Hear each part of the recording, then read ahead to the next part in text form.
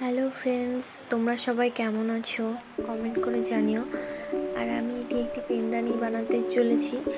তো প্রথমে ভাবিনি যে ভিডিও করব, কিছুটা হওয়ার পরে মনে হলো যে ভিডিও করি, তাই শুরু করে দিলাম ভিডিও করা। আর তার সাথে সাথে পেনদানিটাও কমপ্লিট করছি, সেটা দেখো।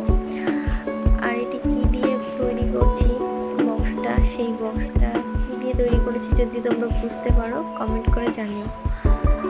ঘরে কিছু জুয়েলারির জিনিসপত্র ছিল, সেগুলো দিয়েই আমি তৈরি করছি জিনিসটা। প্রথমে ভেবেছিলাম কোনো আর্ট করব, তারপরে কিছুটা করতে করতে যেমন মাথায় আসছে তেমন বানাতে শুরু করেছি।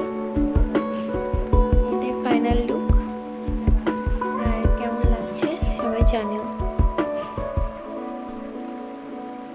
আরও কিছু ঘরে ছিল, এর আগেও তৈরি করা শুরু করেছিলাম কিন্তু কোনো শেষ করতে পারিনি। আলিশ করে বসিয়েছিলাম, রেখে দিয়েছিলাম ঘরে। এটা এখনও কমপ্লিট হয়নি, কমপ্লিট হলে আমি আবার ভিডিও করে পোস্ট করব।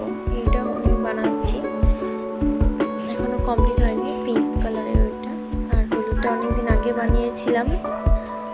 এটাও অনেক দিন আগে বানিয়েছিলাম। এর মধ্যে আমি তুলি, পেন এসব রেখে দিই।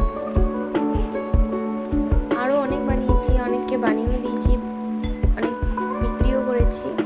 তবে এখন আর বিক্রি করি না এগুলো। এখানে যে পেন রেখে দেখাচ্ছি কেমন লাগছে।